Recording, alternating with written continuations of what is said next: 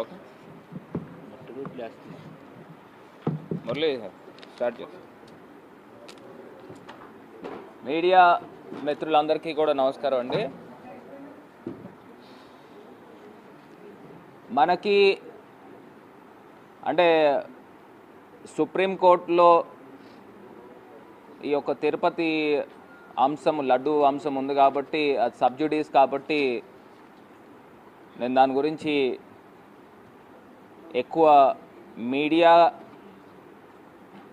ఎక్కువ మనం మాట్లాడడం కూడా కరెక్ట్ కాదు. ఒకే అంశము తెలియపరిచేది ఏంటంటే నిన్న సుప్రీంకోర్టు కూడా క్లియర్గా అంశం అయితే దేవుణ్ణి రాజకీయాల్లోకి లాగవద్దనే ఒక అంశం. ఇది కాకుండా మీ దగ్గర ప్రైమా ఫేసీగా పూర్తి స్థాయి సమాచారం లేకపోకుండా మీడియాకి ఎట్లాగా తీసుకొస్తారనేది ఇంకొక అంశం.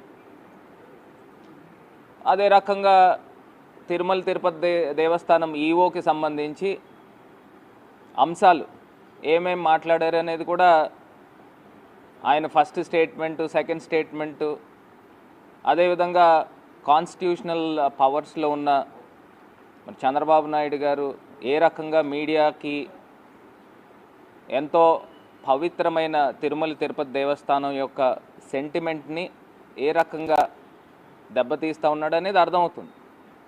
సాక్షాత్తు మాజీ ముఖ్యమంత్రి వర్యులు జగన్మోహన్ రెడ్డి గారు ఏదైతే పేర్కొన్నారో అవన్నీ కూడా సుప్రీంకోర్టు న్యాయవాదులు, సుప్రీంకోర్టు జస్టిస్లు కూడా అవే అంశాల గురించి కూడా పేర్కొన్నారు. ప్రధానంగా సెకండ్ ఒపీనియన్ మనకు అందరికీ తెలిసిందే అండి. ఇది ఎవరైనా ఎవరు రాజకీయం చేస్తున్నారు, ఎవరు వాస్తవాలు మాట్లాడుతున్నారు, సో ఖచ్చితంగా అంతిమంగా సత్యమే గెలుస్తుంది. సత్యమేవ జయతే, ఖచ్చితంగా గెలుస్తుంది. ఇది ఎలాగా 3వ తారీఖున సుప్రీంకోర్టుది ఇంకొక హియరింగ్ ఉంది కాబట్టి ఖచ్చితంగా ఆ రోజు వచ్చిన తర్వాత మనం ఈ అంశాల గురించి పూర్తిగా మాట్లాడదాము. రెండోది, హై కాన్స్టిట్యూషనల్ పవర్స్లో ఉన్న వ్యక్తి ఇట్లా మాట్లాడితే ఏదైతే స్పెషల్ ఇన్వెస్టిగేషన్ టీం ఏదైతే మీరు వేశారో దానికి ప్రభావితం లోనవుతారనేది కామన్. సో వన్స్ ఇంకా ప్రోబ్ జరగకుండానే పూర్తి స్థాయిగా ఇలా బహిరంగంగా స్టేట్మెంట్స్ ఇవ్వడము, మరి ఖచ్చితంగా దీని గురించి హిందూ లోకానికి ప్రత్యేకించి చంద్రబాబు నాయుడు గారు బేషరత్తుగా క్షమాపణ చెప్పాలని ఈ సందర్భంగా తెలియపరుస్తాం. ఇంకా దీనికన్నా మనం 3వ తారీఖు తర్వాత ఖచ్చితంగా ఈ అన్ని అంశాల గురించి మాట్లాడదాం. ఇప్పుడు ప్రధానమైన అంశము పోలవరం ప్రాజెక్టు. ఏదైతే కొత్తగా ఏర్పాటైన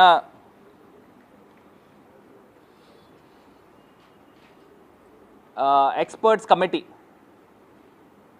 ఏదైతే experts the panel of experts ఎవరైతే అపాయింట్ చేశారో, అమెరికా నుంచి 2, కెనడా నుంచి 2, వీళ్ళందరినీ కూడా ఎక్స్పర్ట్స్ని అపాయింట్ చేసి వాళ్ళు గతంలో ఆగస్టులో ఒక నివేదిక ఇచ్చారు. రీసెంట్గా కూడా సిడబ్ల్యూసికి కానీ పీపీఏకి కానీ ఒక నివేదిక బహిర్గతంగా ఖచ్చితంగా వాళ్ళకి నివేదిక పూర్తి స్థాయిగా తెలియపరచడం జరిగింది. ఇందులో ప్రధానమైన అంశాలు అసలు ఎందుకు ఈ ఎక్స్పర్ట్స్ కమిటీ వేశారు అంటే, ఎక్స్పర్ట్స్ కమిటీ ఎందుకు వేశారని అంటే డయాఫ్రమ్ వాల్ బ్రీచ్ అయింది. డయాఫ్రమ్ వాల్ నాకు తెలిసి సుమారుగా 400, వీళ్ళు ఇచ్చిన దీని ప్రకారం 485 మీటర్లు డయాఫ్రమ్ వాల్ బ్రీచ్ అవ్వడం జరిగింది. అంటే ముక్కల కింద విరిగిపోవడం జరిగింది. ఈ డయాఫ్రమ్ వాల్కి రిపేర్ చేస్తే సరిపోతుందా, లేకపోతే కొత్త డయాఫ్రమ్ వాల్ కట్టాలా అనే అంశం ఒకటైతే, రెండోది కాఫర్ డ్యామ్ దగ్గర ఏదైతే కాఫర్ డ్యామ్ నిర్మాణం చేశారో దాని కిందన జెట్ గ్రౌటింగ్ వాల్ అని ఉంటుంది. ఆ జెట్ గ్రౌటింగ్ వాల్ కూడా బ్రీచ్ అయింది. ఇప్పుడు కాఫర్ డ్యామ్ కంప్లీట్ అయినప్పటికీ కూడా సీపేజ్ అనేది ఆ కాఫర్ డ్యామ్ మీదుగా వస్తూ ఉంది. ఇప్పుడు డయాఫ్రమ్ వాల్ ఈ నవంబర్ 2024 నుంచి బహుశా ప్రారంభం కావచ్చు వాళ్ళు ఇచ్చిన నివేదిక ప్రకారం. అంటే మళ్ళీ మాన్సూన్ వచ్చేసరికి 2025 ఏప్రిల్ లోపల అది కంప్లీట్ కావాలి. సో ఈ సీపేజ్ కూడా వాటర్ వచ్చేస్తూ ఉంది. ఒక పక్కనేమో ఈ వాటర్ని అంతా కూడా పంప్ అవుట్ చేయాలి. ఇప్పుడు ఈ డయాఫ్రమ్ వాల్ పాత ప్లేస్లో ఉన్నదాన్ని ఇంకొంచెం ముందుకు తీసుకుని వచ్చి కొత్త డయాఫ్రమ్ వాల్ కట్టే కార్యక్రమం చేయాలి. దానిపైన ECRF dam, earth cum rock fill dam నిర్మాణం చేయాలి. నేను ఒక్క అంశము వాళ్ళు ఇచ్చిన నివేదిక ప్రకారం ఒకే ఒక అంశం చెప్తున్నానండి. ప్రధానమైన అంశము ఇగోండి, చంద్రబాబు నాయుడు గారి టైంలో ఈ డయాఫ్రమ్ వాల్ బ్రీచ్ అయిన ఫోటోగ్రాఫ్, ఇది డయాఫ్రమ్ వాల్ ఏ రకంగా ముక్కలు ముక్కలు అయిన సందర్భం మనకు కనబడుతుంది. దీన్నే కొంత జూమ్ ఇన్ చేస్తే ఇది ఈ రకమైన పొజిషన్లో డయాఫ్రమ్ వాల్. ఇంత అనర్థాలకి కారణం ఎవరు అని అడుగుతా ఉన్నా. చంద్రబాబు నాయుడు గారు కాదా? తెలుగుదేశం ప్రభుత్వం కాదా అని అడుగుతా ఉన్నా. ఒక అంశం అండి, నేను చెప్పాలనుకున్నది, ఈ ఎక్స్పర్ట్స్ కమిటీ వేశారు. వాటర్ అనేది పోలవరం ప్రాజెక్ట్ థంబ్ రూల్స్ చెప్తున్నాం, అందరికీ తెలిసిందే. మళ్ళీ ఒకసారి మళ్ళీ ఇది విడమర్చి తెలియపరుస్తాను. ఒకటి, నదిని మనం డైవర్ట్ చేస్తున్నాం. మనం నదిని డైవర్ట్ చేసేటప్పుడు ఏదైతే ఫస్ట్ వీళ్ళు చేయాల్సిన కార్యక్రమం ఏంటంటే అప్రోచ్ ఛానల్ కట్టాలి. అప్రోచ్ ఛానల్ తర్వాత స్పిల్ వే కట్టాలి. స్పిల్ వే కట్టిన తర్వాత హైడ్రాలిక్ గేట్స్ అమర్చాలి. దాని తర్వాత స్పిల్ ఛానల్, అంటే అప్రోచ్ ఛానల్ మీదుగా వాటర్ వచ్చి ఆ వాటర్ ఏమో స్పిల్ వే మీదుగా హైడ్రాలిక్ గేట్స్లోంచి వచ్చిన తర్వాత స్పిల్ ఛానల్ మీదుగా నీరు వెళ్ళాలి. దాన్ని నదిని డైవర్ట్ చేయాలి అని అంటే కాఫర్ డ్యామ్ కట్టాలి. ఇది అంశం. ఫస్ట్ ఏదైతే ఈ స్పిల్ ఛానల్ హైడ్రాలిక్ గేట్స్ అమర్చిన తర్వాత అప్పుడు కాఫర్ డ్యామ్ని కట్టాలి. Copper dam up stream coffer dam, దాని తర్వాత డౌన్ స్ట్రీమ్ కాఫర్ డ్యామ్. ఈ రెండు కంప్లీట్ అయిన తర్వాత, స్పిల్వే కంప్లీట్ అయిన తర్వాత కాఫర్ డ్యాములు కంప్లీట్ అవ్వాలి.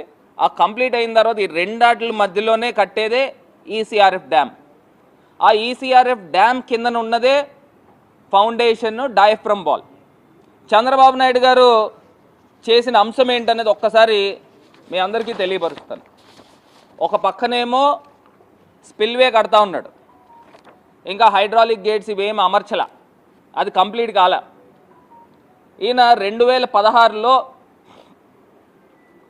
Diaphragm wall December 2016 ప్రారంభించాడండి. అంటే అప్పుడు డిసెంబర్ నుంచి జూలై దాకా కొంత భాగము డయాఫ్రమ్ వాల్ కట్టాడు. దాని తర్వాత మాన్సూన్ వచ్చేసింది, ఫ్లడ్స్ వచ్చినాయి. ఆ ఫ్లడ్స్కి డైరెక్ట్గా సేఫ్టీ ఏం లేదు ఈ డయాఫ్రమ్ వాల్కి, ఎందుకంటే అప్పుడు కాఫర్ డ్యామ్ నిర్మాణం జరగల. ఆ కాఫర్ డ్యామ్ కిందనున్న జెట్ క్రౌటింగ్ వాల్ ఏదైతే ఉందో దాని మీదుగా వాటర్ రావడము, డయాఫ్రమ్ వాల్ని హిట్ అవ్వడము, వెళ్ళడం జరిగింది. మళ్ళీ డిసెంబర్ 2017లో మిగతా వర్క్ డయాఫ్రమ్ వాల్ స్టార్ట్ చేశాడు.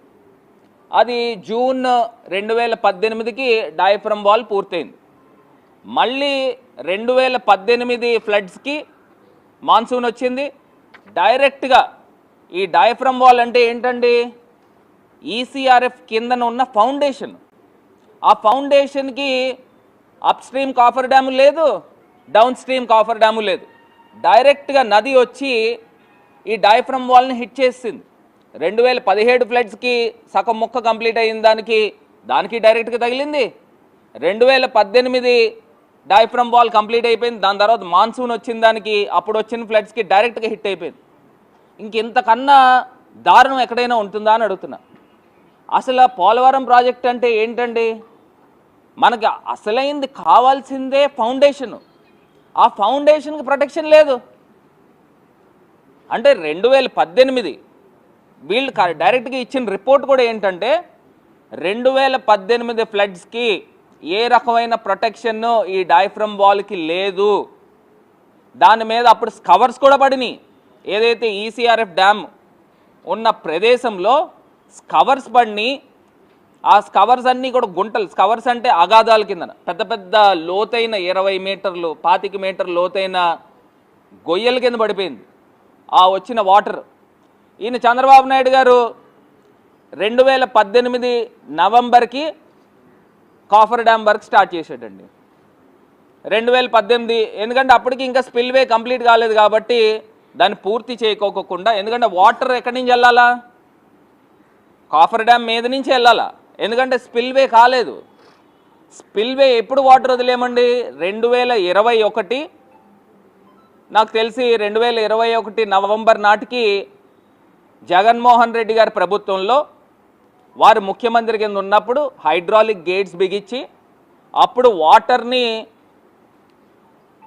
స్పిల్వే మీదుగా హైడ్రాలిక్స్ గేట్స్ మీదుగా కంప్లీట్ చేయడం జరిగింది. అప్పుడు ఈ కాఫర్ డ్యామ్ ఏదైతే చంద్రబాబు నాయుడు గారు కొన్ని ఖాళీలు పెట్టాడో, ఒకవైపున ఒక 1/2 కిలోమీటర్ ఒక 500 మీటర్లు ఖాళీ, ఇంకో వైపున 200 చిల్లర మీటర్లు ఖాళీ.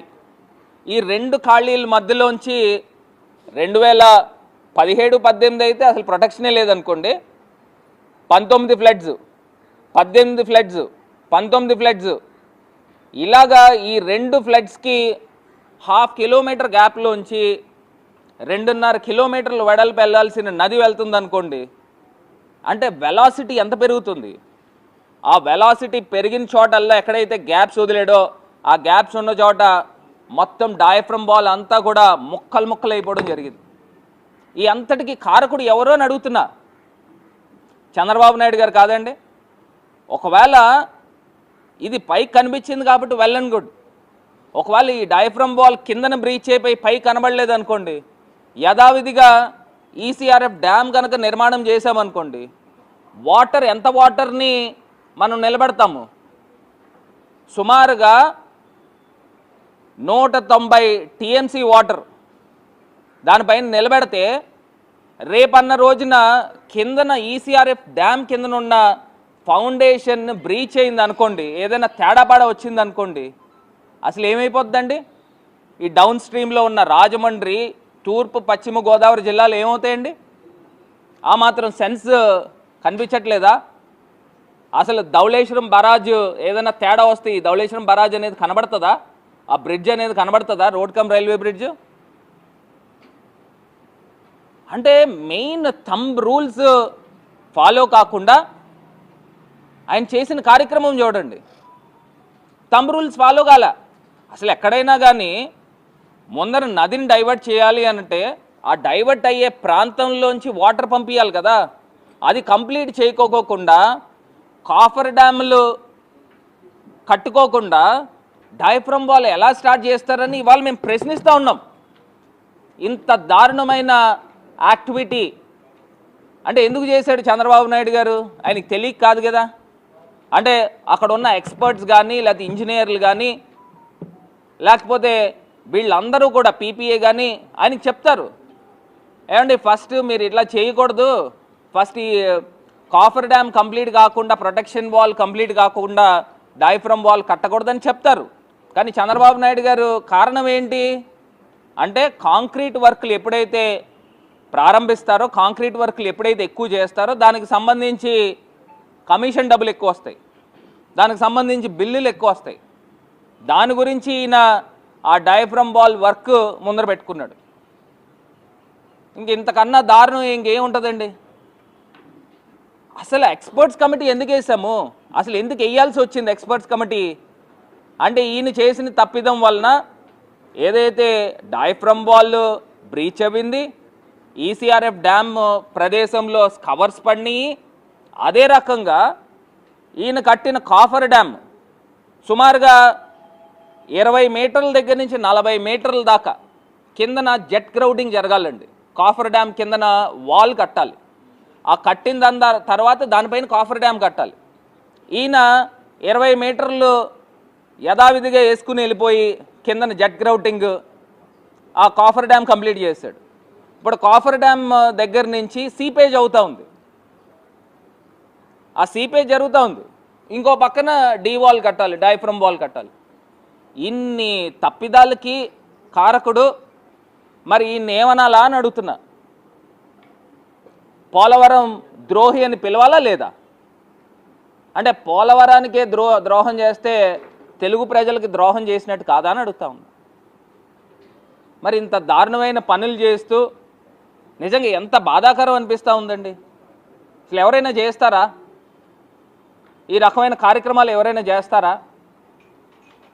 మళ్ళీ పైపెచ్చి తీసుకొచ్చి జగన్మోహన్ రెడ్డి గారి ప్రభుత్వం పైన రాళ్ళేస్తూ ఉన్నారు.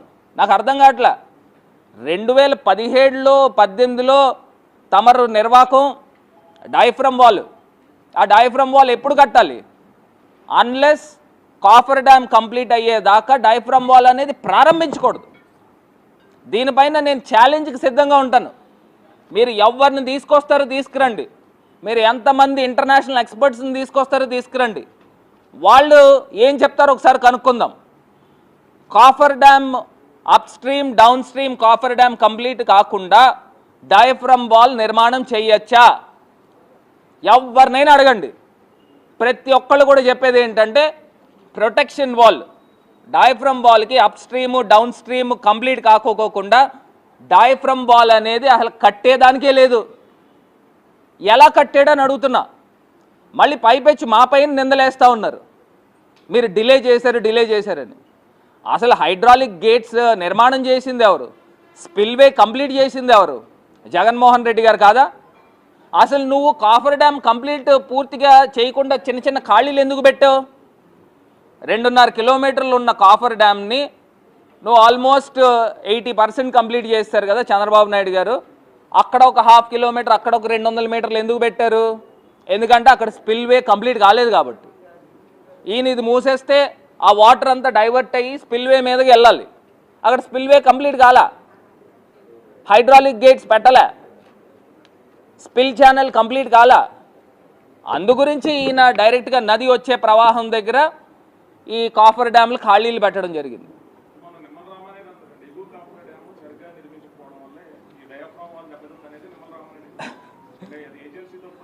నేను ఒకటి చెప్తానన్నా, కాఫర్ డ్యామ్ కంప్లీట్ చేసింది ఎవరు?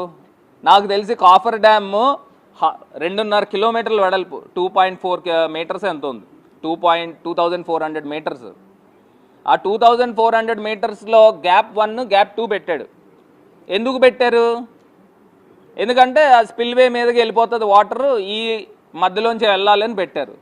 అంటే 80% అప్ స్ట్రీమ్ కాఫర్ డ్యామ్ ఎవరి హయాంలో అయింది? వాళ్ళ హయాంలోనే అయింది కాఫర్ డ్యామ్. మరి ఆ కాఫర్ డ్యామ్ నిర్మాణం చేసింది చంద్రబాబు నాయుడు గారి హయాంలో ఒక 80% 70% అయితే కిందన జేజీ వాల్ అని అంటారు, జెట్ గ్రౌటింగ్ వాల్ అని అంటారు. ఆ జెట్ గ్రౌటింగ్ వాల్ ఒక్కొక్క చోట 40 మీటర్లు కూడా వెళ్ళాల్సిన అవసరం ఉంది. ఈయన 20 మీటర్లు లోతుకు వెళ్ళి ఆ jet grouting wall, JG wall నిర్మాణం చేశారు. అది నిర్మాణం చేయడం వల్ల ఏమైందండి? దానికి ఏంటంటే సీపేజీలు వచ్చినాయి. ఇప్పుడు సీపేజీల వలన డయాఫ్రమ్ వాల్ ఏం బ్రీచ్ కాదు. కాకపోతే ఏంటంటే వీళ్ళు మొత్తానికి డయాఫ్రమ్ వాల్ పూర్తి చేయకోకుండా ఇది కట్టడమే ఈ అన్నిటికి అనర్థం. ఈ 2 కాఫర్ డ్యామ్లు కంప్లీట్ కాకుండా జే వాల్ కట్టడం, డి వాల్ కట్టడం, డయాఫ్రమ్ వాల్ కట్టడం, ఇవన్నీ కూడా అసలు చంద్రబాబు నాయుడు గారు చెయ్యని తప్పులంటూ లేవండి. ఈ పోలవరం విషయంలో ఎంత పెద్ద బ్లండర్ చేశారనంటే అంత పెద్ద బ్లండర్ చేశారు. ఎవరు కూడా యాక్సెప్ట్ చేయరు, ఎవరు కూడా యాక్సెప్ట్ చేయరు ఇంత దారుణమైన బ్లండర్ని.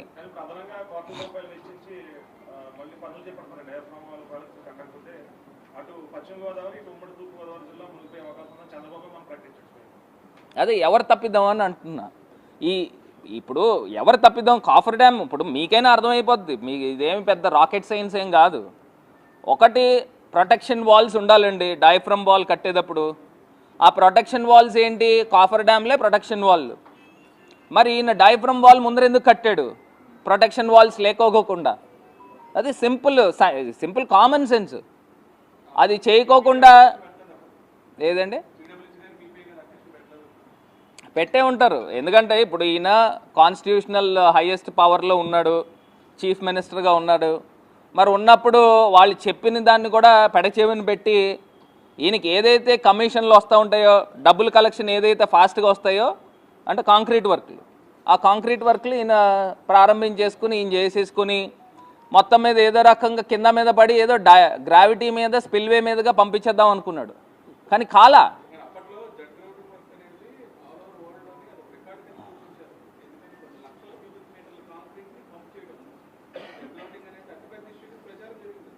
అదే ఇప్పుడు నేను వాస్తవాలు నేను ప్రజల ముందు పెడుతున్నానండి. మీరు ఎవరైనా కానివ్వండి, మినిమం కామన్ సెన్స్. వాళ్ళు కూడా చెప్పింది కూడా, ఎక్స్పర్ట్స్ కమిటీ కూడా చెప్పింది ఏంటి, ఫస్ట్ ప్రొటెక్షన్ వాల్స్ లేకోకుండా డయాఫ్రమ్ వాల్ కట్టారు, దాని గురించే బ్రీచ్ అయింది. Is as simple as this. ఇప్పుడైనా కానీ చంద్రబాబు నాయుడు గారు వాస్తవాలు ప్రజలకు చెప్పండి. ఇప్పుడు డయాఫ్రమ్ వాల్ ఎందుకు కట్టారు, ముందర ఏ కారణంతో కట్టారు, లేకపోతే ఏ కమిటీ సిఫార్సు చేస్తే మీరు ముందరికి వెళ్ళారు, దానిపైన క్లారిటీ ఇవ్వాలి కదా. మీరు ఏ కమిటీ చెప్పారు? ఇప్పుడు మీరు అంత ఎత్తున పోలవరం ప్రాజెక్ట్ కంప్లీట్ అయిపోయిందండి, కిందన ఫౌండేషన్ సరిగ్గా లేదు. ఏదైనా తేడాపాడా వస్తే 2 గోదావరి జిల్లాల పరిస్థితులు ఏంటి అని అడుగుతున్నా.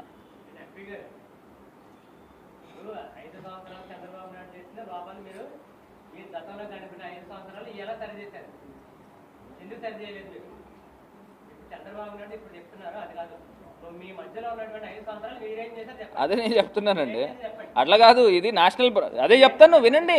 మీకు వినే ఓపిక ఉంటే వినండి, వినే ఓపిక ఉంటే వినండి. ఇది నేషనల్ ప్రాజెక్ట్. ఏదైతే డయాఫ్రమ్ వాల్ బ్రీచ్ అయిందో, కొత్త డయాఫ్రమ్ వాల్ కట్టాలి అని అంటే సిడబ్ల్యూసి క్లియరెన్స్ ఇవ్వాలి, పీపీఏ క్లియరెన్స్ ఇవ్వాలి, జలశక్తి మినిస్టర్ క్లియరెన్స్ ఇవ్వాలి.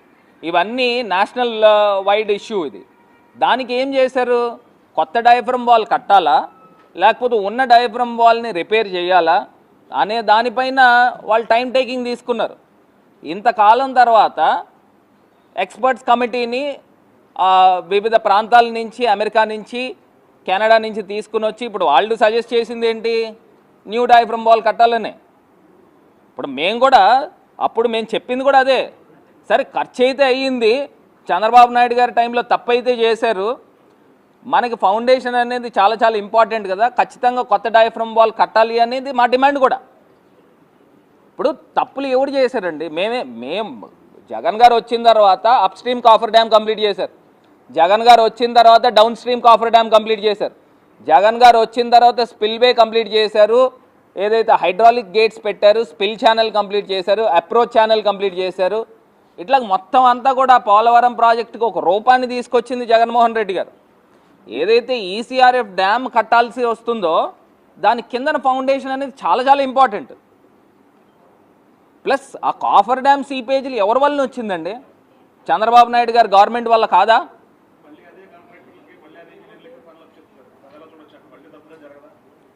ఇప్పుడు వాళ్ళ ఏదైతే ఎంఈఏఎల్ ఉన్నారో వాళ్ళంతా కూడా వరల్డ్ వైడ్ ఎక్స్పర్ట్స్ అండి. ది బెస్ట్ ఇంజనీరింగ్స్ కిందనే పరిగణనలోకి తీసుకోవాలి, ఎందుకంటే వాళ్ళకున్న ఎక్స్పీరియన్స్కి. కానీ ఇప్పుడు ఆ ఇంజనీర్స్కి ఇవ్వడం వలన ఇంకా స్పీడప్ చేస్తారు, స్పీడప్ చేసి దాన్ని కంప్లీట్ చేస్తారు. ఇవాళ వాస్తవాలు ఆంధ్రప్రదేశ్ ప్రజలందరూ కూడా గమనించగలరు. ఇంత దారుణాతి దారుణమైన కార్యక్రమాలు చేసిన తెలుగుదేశం ప్రభుత్వము ఎక్స్పర్ట్స్ కమిటీ వేసుకుని కొత్త డయాఫ్రమ్ వాల్ కట్టే పరిస్థితులు తీసుకుని వచ్చి ఇంత కాలయాపనకి కారకుడైన వ్యక్తి చంద్రబాబు నాయుడు గారు. నిజంగానే కనుక ముందర up stream down stream coffer డ్యాములు కట్టేసి ఉంటే ఈ పాటికి పోలవరం ప్రాజెక్ట్ కంప్లీట్ అయిపోయి ఉండేది. మేము మా గవర్నమెంట్ ఉన్నప్పుడే కంప్లీట్ చేసేద్దాం. ఇవన్నీ కూడా గమనించగలరు. ఈ తప్పిదాల కారకులు ఎవరు ఏంటి అనేది గమనించగలరు. ఏమన్నా ఇంకేమన్నా ఉందా?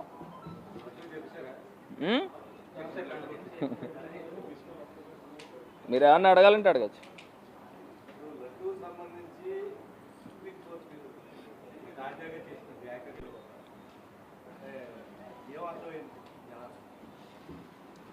డైరెక్ట్గా సుప్రీంకోర్టే చెప్పారండి. అక్కడ ఉన్న జస్టిస్లు క్లియర్గా చెప్పింది ఏంటంటే దేవుడి పైన రాజకీయాలు చేయొద్దు, పాయింట్ నెంబర్ 1. రెండోది, మీరు ఇన్అప్రాప్రియేట్గా ప్రైమా ఫేసీగా మీరు ఏ రకంగా స్టేట్మెంట్లు ఇవ్వగలుగుతారు? హైయెస్ట్ కాన్స్టిట్యూషనల్ బాడీ కిందన మీరు చీఫ్ మినిస్టర్ కింద ఉన్నప్పుడు మీరు ఏ రకంగా ప్రజల మనోభావాలతో సంబంధించి మీరు ఏ రకమైన స్టేట్మెంట్లు ఎందుకు ఇచ్చారు? మీ దగ్గర పూర్తిగా నివేదికలు లేకోకుండా ఇంకో అంశం కూడా చెప్పారు, సెకండ్ ఒపీనియన్ ఎందుకు తీసుకోలేదు.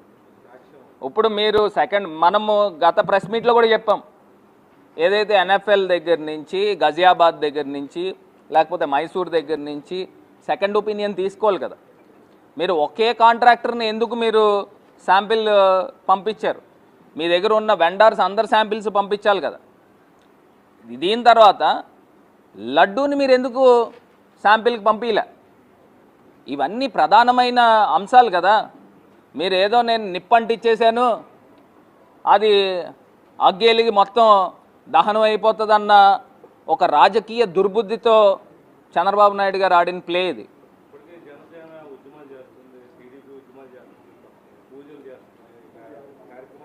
అంటే ఇక్కడ మనకు అర్థమవుతుందండి, ఇప్పుడు చంద్రబాబు నాయుడు గారు వాడందంటూ ఏం లేదు, అన్నీ వాడేశారు. లాస్ట్ టైం మనం చూసాం, ఆఖరికి ఏడుపు అస్త్రం కూడా వేస్తాడు. ఏడుపు అస్త్రం అయిపోయింది, ఇంకా మొత్తం అన్నీ అయిపోయినాయి. ఇంకా ఆఖరికి ఫైనల్గా దేవుడి యొక్క అంశాన్ని రాజకీయాల్లోకి తీసుకొచ్చి వాడుకుని చేద్దాం అనుకున్నాడు. అదేమైంది? భస్మాసుర హస్తం అయిపోయింది.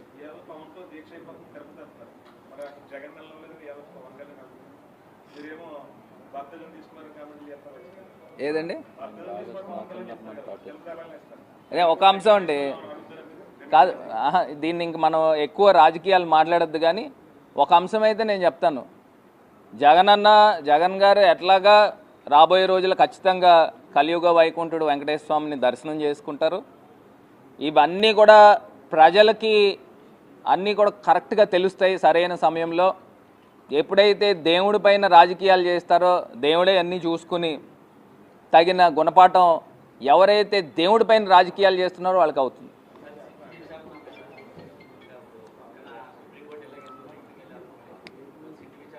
సిట్ వాయిదా పోయింది కదండి. అంటే 3వ తారీఖున సుప్రీంకోర్టు యొక్క జడ్జిమెంట్ ఉండొచ్చు. అప్పుడు సిట్తో విచారణ చేయించాలా, లేని పక్షంలో ఇండిపెండెంట్ బాడీని వేయాలా. ఏదైతే సాలిసిటరీ జనరల్ని కూడా ఒపీనియన్ అడిగారు. సో ఖచ్చితంగా అక్టోబర్ 3వ తారీఖున ఒక క్లారిటీ వస్తుంది. ఎందుకంటే కాన్స్టిట్యూషనల్ బాడీలో ఉన్న హైయెస్ట్ పవరే స్టేట్మెంట్ ఇచ్చేసిన తర్వాత సిట్ ఎవరికి రిపోర్ట్ చేస్తారండి? ఇదే కాన్స్టిట్యూషనల్ బాడీకి రిపోర్ట్ చేస్తాడు. అంటే ఇన్ఫ్లుయెన్స్ అయిపోతారు కదా ఆటోమేటిక్గా.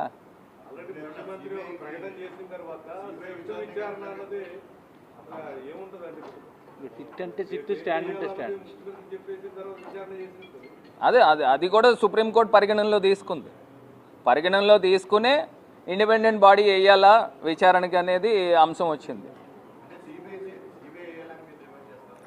ఏమండి ఇప్పుడు ఆల్రెడీ కోర్టులో బాల్ ఉంది. వాళ్ళు ఏ నిర్ణయం తీసుకుంటారో ఆ నిర్ణయానికి మేము లోబడి ఉంటాం.